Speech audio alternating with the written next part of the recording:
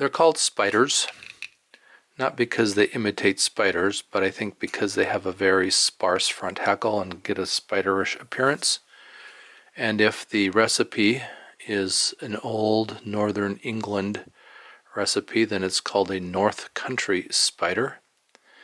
And you can be very particular about how it's tied, making sure that you follow the recipe as absolutely close as possible. Or you can use different philosophies, tie it to fish, tie it to look pretty. So I'm going to call this actually a variant of the Greenwell Spider, because although I am using a thread that approximates primrose, this is actually a kimono thread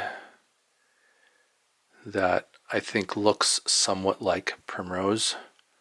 I am not using the right color according to the exact way to tie this fly of wax on my silk thread, so that it's not getting the olivish color that would be a more exact representation of the original recipe. I'm tying it on number 14 fine wire hook, which is fine. One of the other variations is to dub that second layer of thread with some fur and do a spiral wrap. Instead, I'm going to use the tag end of my thread and counter wrap it to create a rib. Another variation is to use a fine gold wire. So there are even variations within the recipe itself.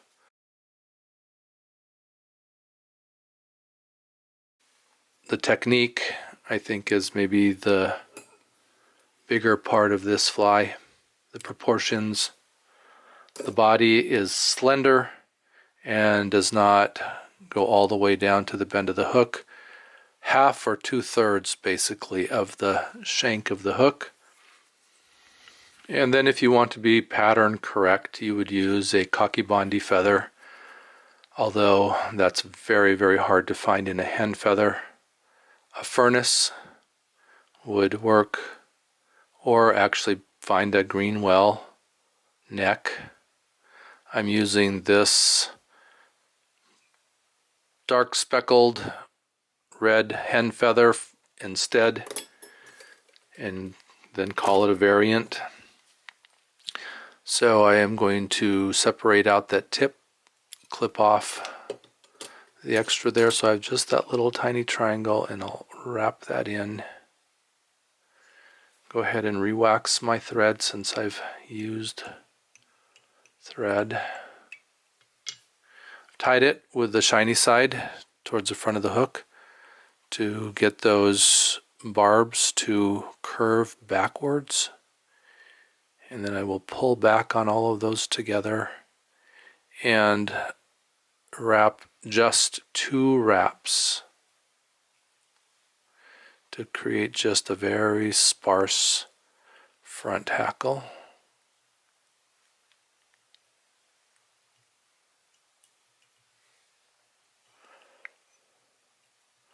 Then when I bring my thread up, I want to catch in behind or between the hackle that's wrapped on the hook and the hackle that's still on the rachis. That's going to be taken off.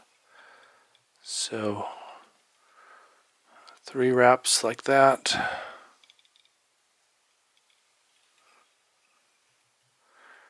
Then I will pull back. I'm not going to wrap over it, I'm just going to wrap under the rachis there. And then hopefully I can just snap that out. And then I'm going to pull forward on all of the hackle fibers and bring my thread back behind them. So pull forward, get them to hang out over the eye of the hook, and then take a couple of wraps with my thread behind them that will help them to stand up. And then I can pull them back. Again, bring my thread up through them, get in front of them, and take just a couple of wraps, and then throw in my whip finish. Before I do that, I'm going to wax once more. Make sure I have wax right up there at the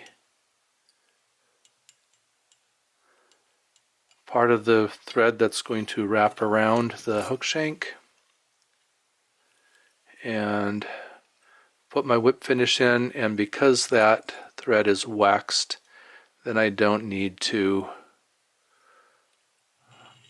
put any head cement or glue on it. The wax will hold it in for the life of the fly. Just take my scissors and push it against my thread.